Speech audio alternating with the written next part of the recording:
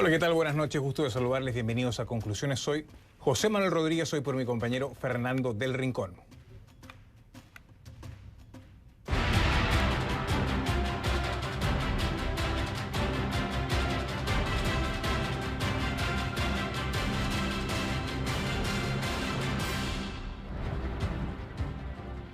Les pido que a partir de este momento me acompañen utilizando la etiqueta Conclu Voto Chile.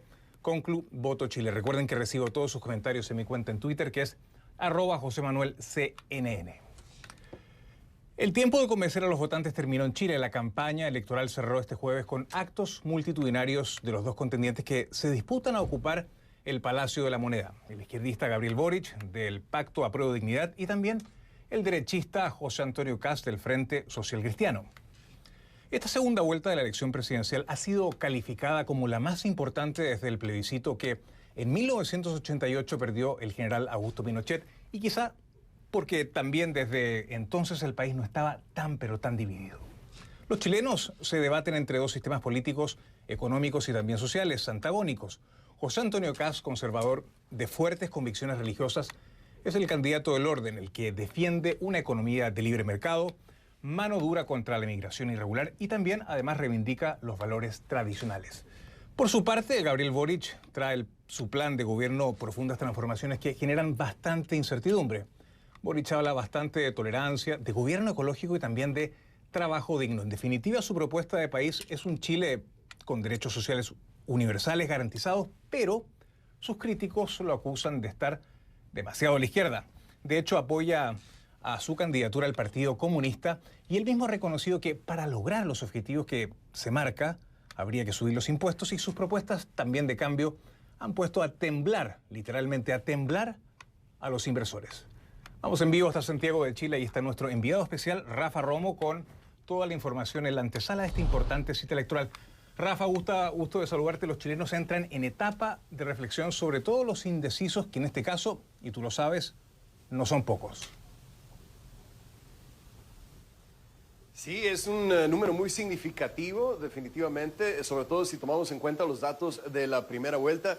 Y José Manuel, esto tú lo sabes muy bien como chileno, pero quizá el resto de nuestros televidentes no. Por primera vez desde el regreso de Chile a la democracia en 1990, ninguno de los dos candidatos que avanzaron a la segunda vuelta proviene de los partidos tradicionales. Recordemos que de las 7 opciones de candidatos que había en la primera vuelta y que representaban, a todo el espectro político, los chilenos escogieron a dos extremos, ya lo decías al principio, José Antonio Kast de extrema derecha y Gabriel Boric de extrema izquierda. ¿Y cuáles son los factores que motivarán a los chilenos a acudir a las urnas este domingo 19 de diciembre?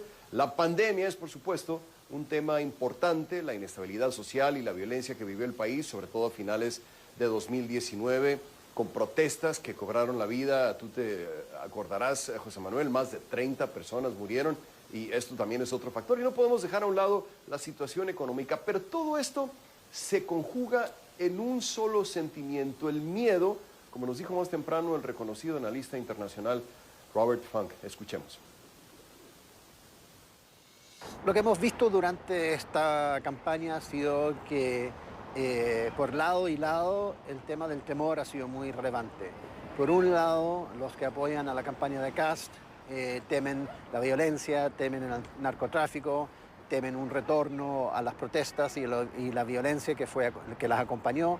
Y por el lado de la campaña de Boric vemos votantes que tal vez le temen al discurso de Kast, que ha sido abierto en su apoyo por la dictadura de Augusto Pinochet, por su apoyo a las personas que están detenidas por crímenes contra los derechos humanos, y por lo tanto temen también las posturas que ha tenido Kast en términos de su programa y una posible regresión autoritaria.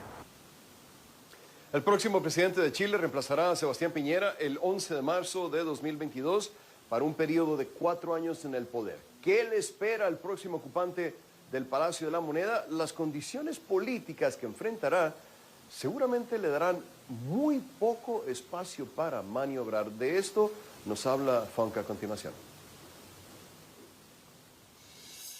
Independientemente de quién resulte triunfador en estas elecciones, ¿qué nos puedes decir de la gobernabilidad en Chile una vez que el próximo presidente llegue a la moneda? Gane quien gane, lo va a tener muy difícil. Va a enfrentar un Congreso que está básicamente empatado, va a enfrentar una convención constitucional que va a proponer un nuevo sistema político para Chile y ese presidente va a tener que implementarlo. Va a enfrentar una situación económica fiscal producto de la pandemia y producto del estallido social también, que está muy complicado, por lo tanto, una situación que no necesariamente va a permitir la implementación de todas las políticas que ellos tal vez esperarían, y va a enfrentar oposición probablemente desde la calle y desde el Congreso, y eso probablemente va a limitar, junto con, como digo, la situación económica, va a limitar su espacio de acción. El padrón electoral de Chile tiene más de 15 millones de electores. En la primera vuelta participó el 47% del electorado y como el voto no es obligatorio, se espera una afluencia más o menos similar en esta segunda vuelta. La veda electoral, ya lo apuntabas tú muy bien, José Manuel, empezó este viernes a primera hora, ya vamos en 22 horas de veda electoral y continuará todo el fin de semana hasta que cierren las urnas el domingo. José Manuel, vuelvo contigo a Miami. Así es, Rafael Romo, buena suerte en esta cobertura. Y nosotros seguimos y analizamos las consecuencias de esta elección con mi primer invitado de la noche.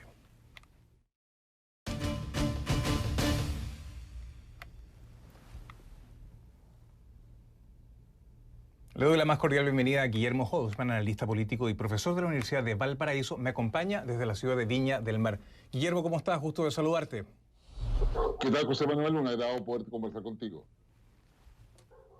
El gusto es mío. En primera vuelta, Boric y Kast representaban dos proyectos de país muy diferentes, dos modelos distintos, pero tras la segunda vuelta, los candidatos tuvieron que moderar necesariamente posiciones, con un Congreso dividido y también conformado por minorías. Quien gane, y lo decía Robert Funk recién, no va a poder hacer grandes cambios. ¿Cuál es tu lectura al respecto de lo que se viene, gane quien gane? La verdad es que coincidimos definitivamente con lo que se ya ha planteado en términos de que el próximo gobierno va a estar muy limitado en sus capacidades de poder implementar un programa político, considerando de que no tiene la mayoría en el Congreso, tiene que garantizar el funcionamiento de la Convención Constitucional, debe además establecer las condiciones para una recuperación económica, el control de la pandemia, con todo lo que eso significa, y a su vez también generar probablemente las tres condiciones básicas: generar credibilidad, confianza y además empatía. Y son esos tres elementos los que van a determinar el grado de gobernabilidad que tenga el próximo mandatario. Y eso recién lo vamos a saber entre las negociaciones que hay entre el 20 de diciembre y el 10 de marzo, y una vez ya definitivamente cuando asuma el 11 de marzo del próximo año. Pero los grandes cambios, Guillermo, podrían quizá venir de la Asamblea Constituyente que redacta la nueva Constitución. Con este nuevo Congreso quizá tan equilibrado, ¿seguirá la Constituyente de alguna forma siendo tan reformista o podría incluso moderarse? ¿Cómo lo ves? Yo tiendo a pensar de que más allá de quién sea el presidente de la República, el rol más relevante para poder establecer qué cosa va a pasar con la Convención Constitucional va a ser la oposición. Si gana Kast, digamos, va a haber una oposición, obviamente, de todas las fuerzas políticas que apoyan a Boric, pero también Kast va a tener que mirar cómo maneja la propia coalición, que no siendo totalmente coherente y coincidente con el pensamiento de Kast, va a tener que también plantearse cómo va a actuar dentro del gobierno de Kast. Al contrario, si gana Boric, es altamente probable de que dentro de la propia izquierda surja una oposición al propio gobierno que ellos ayudaron a elegir. Y a su vez también la Convención Constituyente va a estar muy sometida a lo que diga la oposición, sea una oposición de izquierda o sea una oposición de derecha, va a estar muy presionada por todo eso, y eso hace pensar de que la Convención Constitucional los mayores avances los va a tener entre este 20 de diciembre y el 10 de marzo, época en la cual va a haber una suerte de stand-by político respecto a lo que es el gobierno, pero es el mayor periodo donde la Convención Constitucional va a poder avanzar. En consecuencia, los debates van a ser ahora en lo que es la época estival de Chile, y posteriormente verán las presiones a partir del 11 de marzo del próximo año. Ahora, Guillermo, el resultado de este domingo es realmente impredecible. Está para cualquiera, según dicen los analistas. Pero no se sabe realmente cuánta gente va a ir a votar ni qué grupos van a salir a votar. ¿Veremos más gente votando que en primera vuelta? ¿Cuál es tu lectura? Esperamos que efectivamente haya más gente votando que la primera vuelta, pero lo que sí tenemos claro es que mucha gente que va a ir a votar, su voto lo va a decidir entre el sábado y el domingo, cuando esté frente a la papeleta en la urna. El primer desafío es que la gente concurra a la votación y hay muchas personas que son las que van a decidir la votación que no tienen claro por quién votar. Y eso lo vamos a ver recién el día domingo. Es evidente de que tanto Boric como Kast tienen un electorado cautivo, un voto duro, pero eso es insuficiente para ganar la elección. En consecuencia, lo que decida cada una de las personas a contar de mañana sábado hasta el domingo va a ser fundamental para poder establecer realmente qué va a suceder y la esperanza que todos tenemos es que haya una alta concurrencia. Si no fuese así, claramente eso va a favorecer mucho más a Boric antes que a Kast, y probablemente eso va a generar claramente un escenario político muy distinto al que estamos hoy día conversando. Ahora, Guillermo, ¿por qué el tema de la seguridad ciudadana, el orden, la delincuencia, ha calado tan hondo en estas elecciones? ¿Dirías que quizás es el tema que más preocupa a los votantes? Yo diría que es uno de los temas que más preocupa a los votantes y el tema es que el electorado en Chile es más bien conservador en el sentido de que el orden lo aprecia mucho, la seguridad lo aprecia mucho y lo que sí le preocupa a este electorado, conforme todos los estudios existentes, es que el Estado no ha logrado establecer las condiciones mínimas de seguridad para que se desarrollen no solamente las actividades económicas, sino que también el diario vivir. Es evidente de que en las principales ciudades de Chile hay una presencia importante de narcotráfico, hay una presencia importante de vándalos, hay una presencia importante de lo que yo denominaría minorías intensas, que efectivamente logran no solamente generar temor, sino que manejar la agenda o la agenda setting, si te gusta verlo en términos más teóricos, que es la agenda de lo que se conversa día a día y que está representado en las redes sociales. Pero a su vez también hay una gran mayoría del electorado que desea una tranquilidad mínima y en esa perspectiva probablemente va a incidir en su opción de voto, considerando que ninguno de los candidatos satisface completamente a esa gran mayoría de personas que desean por lo menos una estabilidad mínima para poder realizar sus actividades del día a día. Complejo escenario, veremos lo que pasa el domingo. Guillermo, hacemos una brevísima pausa y les recuerdo de momento que pueden dejar sus comentarios en facebook.com/conclusionescnn, también en mi cuenta en Twitter que es @JosemanuelCNN. Utilice también la etiqueta de esta noche que es #conclu voto Chile. Y más adelante en conclusiones hablamos de Venezuela y el nuevo apagón masivo. El país con más reservas de petróleo del mundo regresa a quedarse totalmente a oscuras.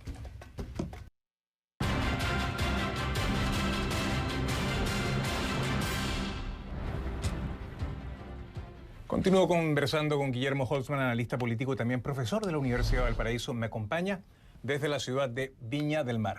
Guillermo, hablemos un poquito de economía. En Chile en este momento hay plata.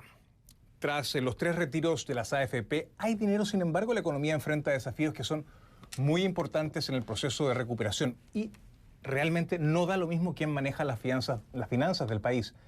¿Es razonable que la preocupación que tienen los mercados, digamos, acá en los Estados Unidos sobre el futuro político de la economía de Chile, cómo lo ves tú? ¿Cómo ves esta preocupación internacional que es tan fuerte en caso de que gane la opción del candidato Boric? La verdad es que incluso conversando con varios colegas a nivel internacional en varios países, todos coinciden en lo mismo. Es decir, ¿quién va a tomar las decisiones en el equipo económico de Boric? Gabriel Boric tiene una posición respecto a la economía en términos de un discurso claramente antineoliberal, y eso lo ha llevado a plantear la revisión de los acuerdos de libre comercio que tiene Chile, lo ha llevado a plantear varias restricciones a lo que es el tema de las inversiones y varias visiones de esa naturaleza que generan desconfianza.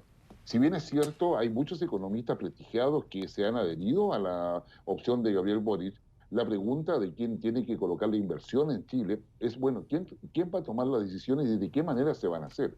Es evidente que Chile tiene que cumplir las exigencias de equilibrio macroeconómicos. Y el Banco Central, en este caso de Chile, que es uno de los pilares de ese equilibrio, ha ido subiendo las tasas de interés para poder frenar la inflación, frenar justamente lo que significa un flujo de dinero que es circunstancial por los retiros que tú haces mención, pero también es evidente de que el próximo año esos retiros no está porque la capacidad de endeudamiento de Chile ha ido aumentando considerablemente y a pesar de ser todavía una economía sana, no está en condiciones de poder volver a entregar ese tipo de ayuda. En consecuencia, la economía chilena va a depender exactamente de sus exportaciones y de su producción interna. Y es ahí donde efectivamente no se sabe cómo se va a tomar esas decisiones dentro de lo que es el escaso margen de maniobra que tendría un gobierno de Gabriel Boric.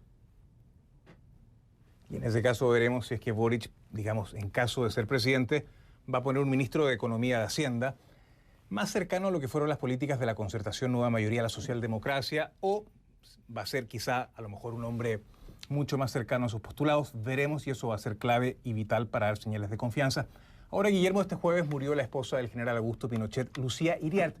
¿Crees que la vinculación que la campaña de Gabriel Boric hace de Kast con Pinochet es un argumento que ha sido realmente sexy y conveniente para los votantes? Yo me atrevería a decir que no. El déjà vu pinochetista que existe en nuestro país, tanto de aquellos que son contrarios a la dictadura o al gobierno de Pinochet en su época, que son minorías claramente muy intensas, pero no tienen un efecto electoral importante. El fallecimiento de Lucía Iriart a los 99 años, en definitiva, va cerrando ciclos históricos, pero no tienen un efecto político electoral relevante. Lo propio pasa con todo el déjà vu allendista de lo que fue el gobierno de Allende en su minuto, que está en la izquierda, que no logra convocar lo suficiente para poder generar un planteamiento electoral que sea de importancia a considerar.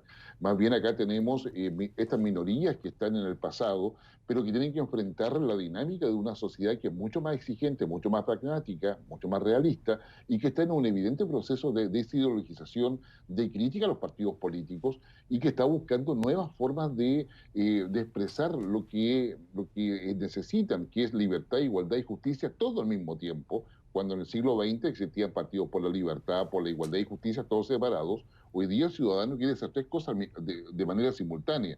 Y es ahí donde hay una crisis de partidos políticos, y es ahí también donde surgen movimientos populistas, independientes y varios partidos políticos que hoy día aparecen en formación, pero que no logran tener una representación lo suficientemente amplia como para decir que han consolidado un sistema político diferente al que conocíamos anteriormente.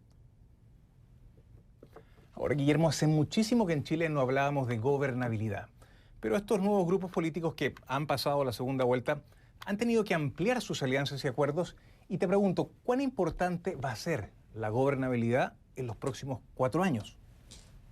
Yo diría fundamental. Ahora, una gobernabilidad que no se basa solamente en la capacidad que tenga el nuevo gobierno de alinear las instituciones. Actualmente en Chile, la presidencia o el ejecutivo no está alineado ni con el legislativo, ni con el Poder Judicial, ni con la Fiscalía Nacional, ni con otros organismos estatales, lo que hace muy difícil poder plantear decisiones que desde el Estado puedan orientar el quehacer de la sociedad en todas sus dimensiones. Por lo tanto, yo creo que ahí hay un problema. Lo segundo, tiene que ver con partidos que están altamente fraccionados, partidos que vienen del siglo XX, los partidos tradicionales, de la concertación de Partidos por la Democracia, de lo que es la coaliciones de derecha, que están altamente fraccionados y divididos.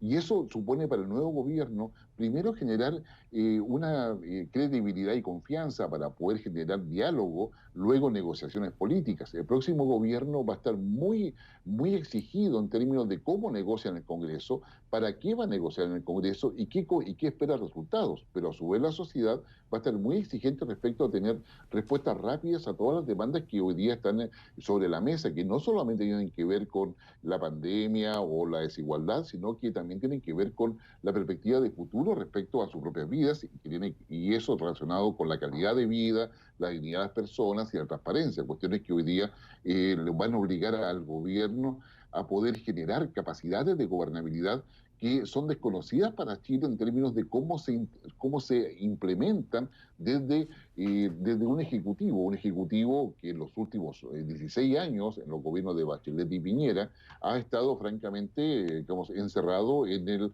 la oficina presidencial y con muy poco asesorio o muy poco vínculo con el resto de la sociedad.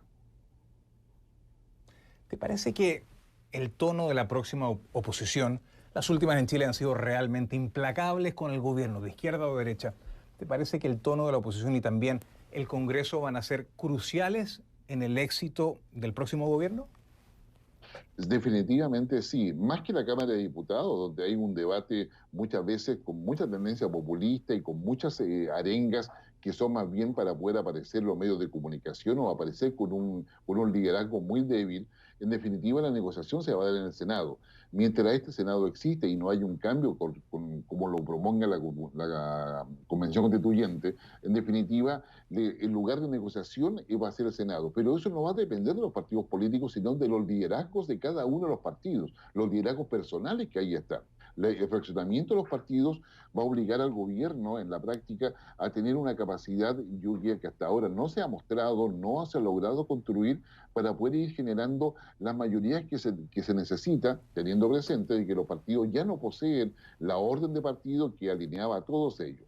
El tema está en que la capacidad de chantaje de los partidos que hoy día están en el Senado, es primera vez, por ejemplo, que el Partido Comunista tiene 2 senadores en el Senado, esa capacidad de chantaje, esos 2 votos, considerando un Senado que está dividido, digamos, casi 50-50, si lo vemos en términos ideológicos tradicionales, en definitiva va a ir definiendo qué es lo que se puede o no se puede hacer. Y en esa perspectiva, el próximo gobierno no solamente va a depender de qué ministros tenga, sino que cuál es el entorno del presidente para poder generar ese espacio de negociación. En Chile se han producido muchas elecciones en los últimos meses, los últimos 2 años, constituyentes, el plebiscito de la Constitución, todo tipo de elecciones regionales, parlamentarias, presidenciales, etcétera, etcétera. ¿Te parece que más allá del conjunto de elecciones y considerando que los ciudadanos no parecen en Chile estar demasiado informados, o al menos en profundidad, se está erosionando en un país como Chile de fuertes instituciones la calidad de la democracia? ¿Cómo lo ves tú? Sí, la verdad es que yo coincido con eso. La fragilidad de la democracia y el debilitamiento de instituciones democráticas es un tema que está afectando a todas las democracias en Occidente o aquellas que toman el modelo occidental, y Chile en ese sentido no es una excepción. El debilitamiento de las democracias no solamente parte porque el Estado ha quedado desfasado de la evolución de la sociedad, sino que tenemos adicionalmente los temas de corrupción, los temas de un establishment que es endogámico en el sentido de que se reproduce a sí mismo dentro de lo que es la distribución de poder. Y esos elementos han planteado una separación y una distancia con la sociedad que ha sido relevante y que ha cooperado a toda esta protesta que con mayor o menor violencia está afectando a la democracia en América Latina.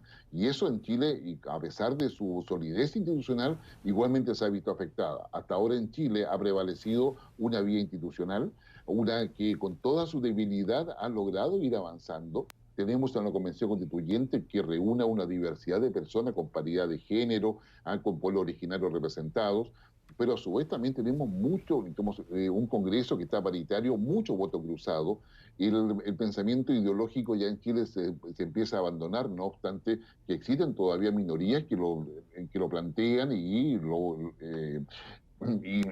plantean como una opción de modelos de sociedad excluyentes, pero la verdad es que Chile tiene un modelo de sociedad que se basa en la globalización, y el tema es la gestión política de ese modelo de sociedad. Y es ahí donde efectivamente está hoy día el mayor problema que no todo el mundo entiende y donde la gente termina votando más bien por la emocionalidad o el sentimiento antes que por una convicción ideológica. O por las propuestas que en el último debate, Guillermo, realmente me hicieron mucha falta. No sé de qué hablaron los candidatos, pero de propuestas hablaron muy, pero muy poco. Guillermo Holzman, analista político, también profesor de la Universidad de Valparaíso, gracias por acompañarnos esta noche desde la hermosa ciudad de Viña del Mar. Buenas noches para ti. No, gracias a ti, José Manuel, que estés muy bien. Suerte el domingo. Bueno, y por supuesto que los vamos a invitar a nuestra cobertura especial del balotaje en Chile este domingo en nuestras ediciones de Mirador Mundial y también a lo largo de la noche, domingo 19, cuando los chilenos van a seleccionar al hombre que va a guiar sus destinos a partir del próximo 11 de marzo del año 2022. Y vamos a la pausa porque al regresar, apagón masivo en Venezuela. 20 de los 23 estados del país se quedaron totalmente sin electricidad otra vez.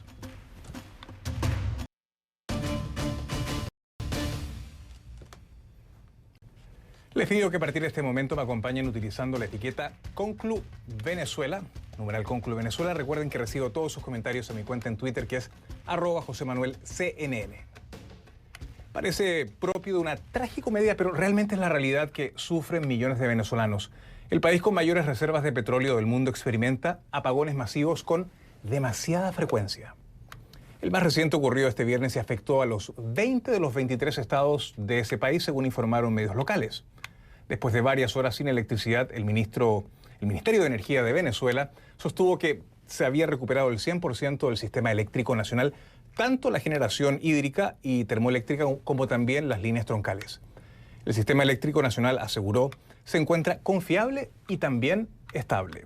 El vicepresidente de Obras Públicas y Servicios de Venezuela, Néstor Reverol, informó que el apagón masivo se debió a un ataque al sistema eléctrico nacional, específicamente la central hidroeléctrica de Simón Bolívar, también conocida como la represa de Guri, la principal fuente de energía eléctrica de ese país. Sin embargo, Reverol no mencionó quién pudo estar detrás de este ataque.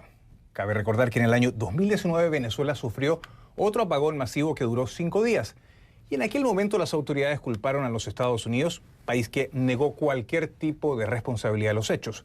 Aquella vez el secretario de Estado de Estados Unidos, Mike Pompeo, señaló en un tuit que el apagón y la devastación que golpea a los venezolanos del común no se debe a Estados Unidos, no se debe a Colombia, no se debe a Ecuador, ni a Brasil, ni a Europa, ni a ningún otro lugar. La escasez de energía y el hambre son el resultado de la incompetencia del régimen de Nicolás Maduro. Por su parte, el líder opositor Juan Guaidó indicó que el ataque que ha sufrido el sistema eléctrico no son las excusas repetidas y descaradas de la dictadura, sino su corrupción, incapacidad, indolencia y también secuestro del Estado. Y esta realidad, dice, es la que se vive a diario en el interior del país. No podemos normalizar la tragedia, sentenció Guaidó. Y hablando de Venezuela, la Agencia de la ONU para Refugiados dice que las personas continúan saliendo del país para huir de la violencia, la inseguridad y además de la falta de alimentos, medicinas y también servicios esenciales. ACNUR señala que esta situación migratoria se ha convertido en una de las principales crisis de desplazamiento del mundo. Colombia, Perú, Ecuador y Chile son los países donde más migran venezolanos. Wilson Barco habló con varios migrantes en su tránsito hacia una nueva vida. Según un informe de la Agencia de la ONU para los Refugiados, ya son casi 6 millones los venezolanos que se fueron de su país en los últimos años.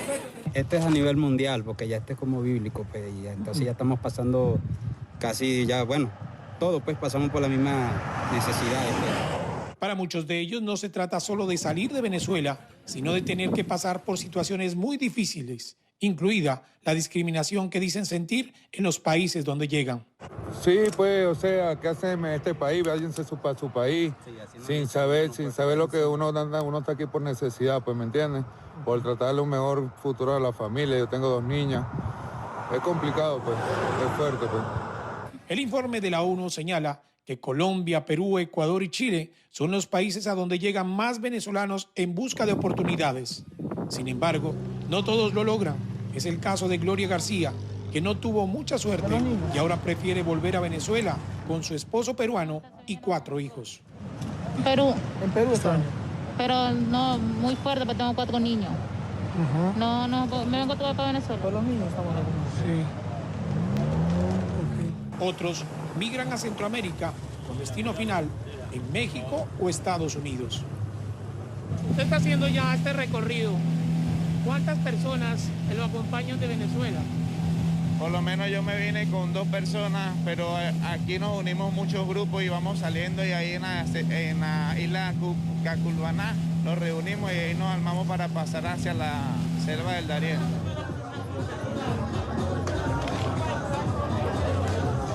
El gobierno colombiano dice que actualmente hay más de 1.700.000 venezolanos viviendo en el país es la cifra más alta en la región. Por eso se pretende legalizar su estado migratorio bajo un estatuto de protección temporal. Una política humana, una política que le muestra al mundo que la migración tenemos que enfrentarla con una clara convicción de fraternidad y nunca dejar cabalgar los sentimientos ni de xenofobia, ni mucho menos de rechazo o de indiferencia. La vía panamericana, la más importante de Sudamérica, que recorre Colombia, Ecuador, Perú, Bolivia, Chile y Argentina, es por donde a diario transitan los venezolanos. En algunos puntos ya hay ayudas humanitarias. Y este es un comedor de migrantes que hay en la carretera, que tienen organizaciones que velan por los derechos humanos de los migrantes. ¿Aquí les brindan alimentos? Sí, aquí nos brindan alimentos. ¿Cuántas personas atienden diariamente aquí? Alrededor de 200 personas. Cada persona y cada familia tiene su propia historia. Unos logran acomodarse, mientras que otros seguirán caminando hasta encontrar su nueva vida. Buen camino a todos. Gracias, jefe. Gracias por su apoyo. Para CNN, Wilson Barco, Ipiales, Colombia. A una semana del accidente en una carretera del sur de México que dejó 56 migrantes fallecidos y más de un centenar de heridos, en su mayoría centroamericanos, familiares de las víctimas piden a las autoridades mexicanas y también a sus propios países agilizar los trámites que permitan identificar y también repatriar a los cuerpos de esos seres queridos. Mi compañera Natalia Cano nos preparó el siguiente reportaje. Hace 5 días, Nicolás Aguarcas viajó de su natal Guatemala a Tuxtla Gutiérrez, Chiapas, buscando a su hijo Richard Ordóñez, quien presuntamente viajaba en el tráiler que chocó en una carretera de esa ciudad mexicana hace una semana. Sin embargo, en la morgue local solo le mostraron fotografías de varios cuerpos para que pudiera identificar a su familiar y no está segura de haberlo hallado. Al igual que ella, otros familiares de las víctimas que dejó este fatídico accidente denuncian que el trámite para reconocer los cuerpos es lento. CNN ha contactado tanto a la Fiscalía General de la República y al Instituto Nacional de Migración de México para conocer las razones de los retrasos en la identificación de las víctimas y en la entrega de los cuerpos a los familiares, pero hasta el momento no han respondido. Estoy exigiendo que enseñe el cuerpo de mi hijo, pero es que no sé en realidad si es él, pero no me lo quiere enseñar. ¿Quién no se lo quiere enseñar? La fiscalía no me da permiso. Ya llevamos como 4 días ya buscándole, pero como no tenemos identificaciones donde nosotros nos atrasamos, tenemos que identificarla y buscar la manera. Lamentando, nosotros en Guatemala estamos... El canciller de Guatemala, Pedro Brolo, explicó este miércoles a CNN los avances en el proceso de identificación de los fallecidos. De acuerdo con el funcionario, hasta ese día se reportaban 15 víctimas guatemaltecas, 4 de ellas identificadas y otras 11 en proceso de verificación. El proceso es que se les ha enseñado una fotografía del cuerpo a los familiares y ellos han reconocido, toca y corresponde que vayan personal y físicamente pues a reconocerlos para poder ser plenamente identificados. Por su parte, desde el Ministerio de Relaciones Exteriores de República Dominicana confirmaron el jueves que al menos 16 ciudadanos de ese país se encontraban en el tráiler al momento del accidente. El viceministro de Asuntos Consulares y Migratorios de ese país dice que 3 fallecieron, 2 fueron hospitalizados y 11 personas más se encuentran desaparecidas. El dominicano Iván Candelario y su familia ya identificaron a su hermano Rafaelín Martínez, quien viajaba con rumbo a Estados Unidos para reunirse con otros parientes. Sin embargo, aún no han podido lograr que las autoridades mexicanas les entreguen los restos para repatriarlos. Nosotros no queremos ayuda del gobierno, la única ayuda que queremos es que nos lo entreguen el papeleo. Nosotros no vamos a encargar de los gastos, nosotros no queremos una carga para el gobierno, ni para el gobierno de aquí ni para el gobierno de allá.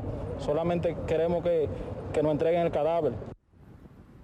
Mientras las familias de las víctimas esperan los restos de sus seres queridos, vecinos y artistas urbanos locales rindieron un tributo a los migrantes fallecidos con un mural y una ceremonia luctuosa en su honor, en el lugar donde ocurrió el fatídico accidente. Obviamente de que todos somos humanos y que no queremos que se olvide pues lo que pasó acá, aunque pues no seamos de la misma nación, todos somos humanos todos merecemos respeto. Eso es lo que queremos transmitir aquí. La Secretaría de Salud de Chiapas informó que hasta este jueves sumaban 56 los pacientes heridos que ya fueron dados de alta. Para CNN, Natalia Cano, Ciudad de México.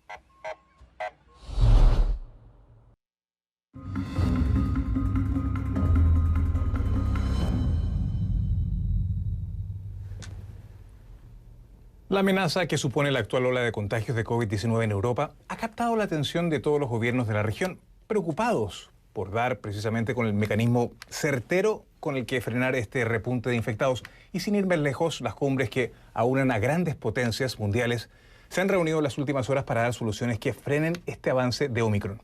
Y desde Barcelona, Pau Mosquera nos trae los detalles. Ante la inminencia de las fiestas de Navidad, Europa empieza a blindarse. Todo ello por el temor que genera el actual repunte de casos de COVID-19 que se vive en el viejo continente, así como la expansión de la variante Omicron, que sigue ganando terreno. En base a las últimas cifras facilitadas por el Centro Europeo para el Control y Prevención de Enfermedades, hasta este jueves, los 30 países que componen el espacio económico europeo habían reportado ya más de 3.100 casos confirmados de Omicron. Por esa razón que no se hace extraño ver cómo varios países están adoptando medidas férreas para frenar su circulación. Es el caso de Italia, donde este viernes notificaban la cifra de infectados más elevada desde inicios de este 2021 y por ello que ciudades como Roma y Venecia ya han anunciado que suspenderán las celebraciones de fin de año. Todo ello para evitar aglomeraciones. En el mismo sentido, en Francia, el primer ministro Jean Castex anunciaba este viernes por la tarde que también trasladarán la petición a todos los municipios para que eviten realizar celebraciones de Año Nuevo, justamente para evitar que se puedan producir contagios cuando hayan aglomeraciones en los exteriores. En Irlanda van a limitar la actividad de los locales de restauración hasta las 8 de la tarde. Y en Dinamarca, donde también están viendo un auge de casos positivos de COVID-19, han decidido actuar en el campo de la cultura y por ello que empezarán a cerrar los teatros, los cines y los museos, además de aplicar severas restricciones en el ocio nocturno. Siendo que la evolución de la pandemia de COVID-19 genera tanta preocupación en la Unión Europea, los 27 líderes reunidos en el Consejo Europeo han abordado como uno de los temas principales el avance del virus. Ahora bien, por el momento no han adoptado nuevas medidas, no han aplicado ningún nuevo plan de acción, tan solo han mostrado la voluntad en el texto de conclusiones de continuar esforzándose de forma coordinada para atajar esta situación pandémica. Unas palabras, una voluntad que se puede entender de cierta forma como una crítica velada a la actuación que han hecho países como Italia, Irlanda y Portugal, que en los últimos días y semanas han anunciado que empezarán a pedir PCRs negativas a todos los viajeros de otros países de la Unión Europea, aún y que hayan recibido la pauta completa de la vacunación. Algo que no ha gustado demasiado al resto de líderes europeos porque justamente se quiere evitar tomar decisiones unilaterales que pueda afectar a la libertad de circulación de los ciudadanos europeos. Por esta razón, y hasta definir más medidas, todos los gobernantes de la Unión Europea apuestan por agilizar la vacunación, ofrecer dosis de refuerzo a quienes las puedan recibir y continuar recomendando a la población que observen las medidas higiénico-sanitarias. Para CNN, Pau Mosquera, Barcelona, España.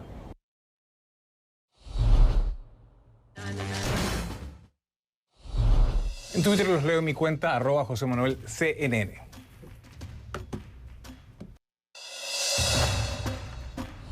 Uno de los periodistas hispanos más reconocidos en Estados Unidos y también en nuestra región no soñaba con medirle el pulso a la actualidad de pequeño. Jorge Ramos, de niño, quería ser rockero y también futbolista. Así se lo confesó a Mario Kreuzberger en la nueva entrega del programa Reflexiones con Don Francisco. ¿En qué momento de tu vida tú decides, te das cuenta, sabes que quieres ser periodista? Yo quería ser cualquier cosa menos periodista. Quería ser rockero, quería ser futbolista. De niño me encantaba jugar y que me dijeran, Borjita Ramos, había un gran jugador que se llamaba Enrique Borja y yo quería ser como Enrique Borja. Y quería hacer muchas otras cosas, pero no periodista. Trabajé en una agencia de viajes, Mario, porque teníamos que pagar la universidad, no había suficiente dinero para pagar una escuela, una universidad privada. Pero un buen día, en marzo de 1981, dejé la agencia de viajes, empecé a trabajar en una estación de radio y ese día hay un atentado en contra de la vida del expresidente Ronald Reagan y el director de noticias sale a la sala de redacción y pregunta, ¿quién de ustedes habla inglés? Y yo levanté la mano, mintiendo un poco porque hablaba tan mal inglés entonces como ahora. Y después pregunta, ¿y de ustedes quién tiene el pasaporte listo?